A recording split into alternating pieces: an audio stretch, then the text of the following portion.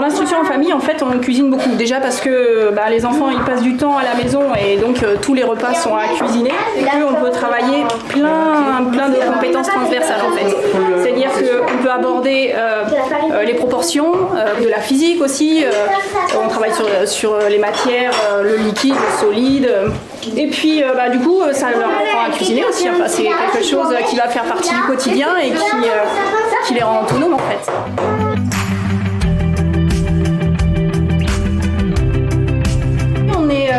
Un petit peu plus nombreux que d'habitude. Il y a des amis des enfants qui nous ont rejoints et du coup ils font tous ensemble. 11 ans. 14 ans. 10 ans. 8 ans.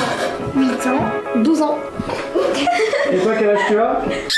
On va jouer avec les petits ou des gens plus âgés que nous. Il n'y a pas de séparation d'âge. C'est ça qui est bien par rapport à l'école.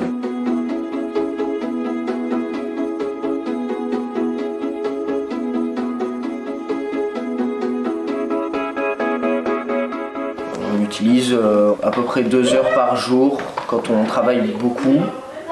Et beaucoup, mais généralement c'est plus 1 heure, 1 heure et demie. Ils sont peu nombreux, ils sont pas déconcentrés, ça se fait très rapidement. Donc on travaille 1 heure par-ci, par-là, et le reste du temps on peut aller dehors, profiter des animaux, rejoindre les copains, faire des jeux. C'est ça ce qui est bien, c'est qu'on est libre de faire ce qu'on veut et de travailler les multiplications ou les divisions quand on veut, ou alors travailler sur les rois, les reines de France. C'est vrai parce que j'ai l'impression même qu'à l'école, ils travaillent moins que nous en fait. Que nous, on apprend plus en quelques heures, en 2 ou 3 heures de travail. J'ai vraiment l'impression qu'on travaille plus à l'école à la maison, mais c'est qu'on voit même pas le temps passer, le travail qu'on fait, tellement qu'en fait on s'éclate en travaillant.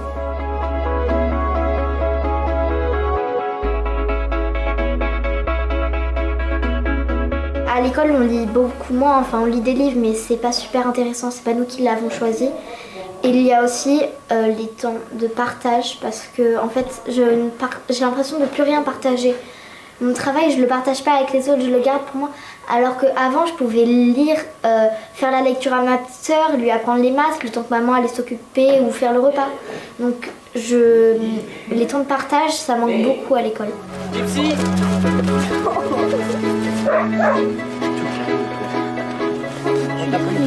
C'est un mode de vie qui s'est tellement imposé dans nos vies qu'on a tout construit autour en fait.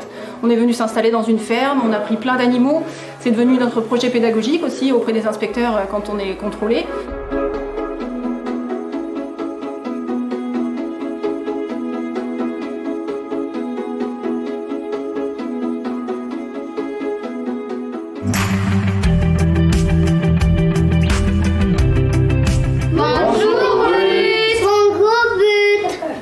Lucie, où est Londres? Lucie, où est Londres? Où ça se situe Londres, ma grande? Non, c'est l'île Lapin à Londres. Île Lapin, voilà, c'est ça. Baptiste, comment s'appelle cette île? Angleterre. Voilà. Non, l'ensemble ça s'appelle Royaume-Uni.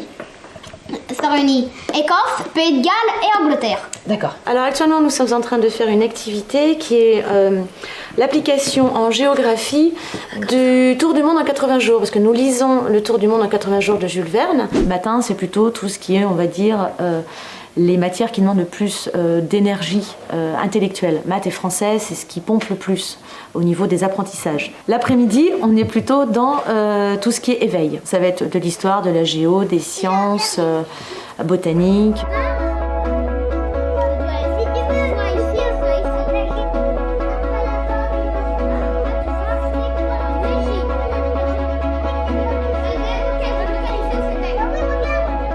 Pour moi, l'école, elle doit être capable d'accueillir tous les enfants, quelle que soit leur capacité, leur handicap, leur facilité.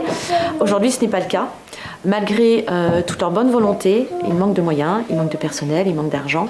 Si l'école pouvait effectivement devenir un endroit où tous les enfants sont accueillis avec leur spécificité, à ce moment-là, effectivement, je pense que l'école serait un endroit où beaucoup de familles en instruction à domicile en fait, arrêteraient l'instruction à domicile et les mettraient à l'école.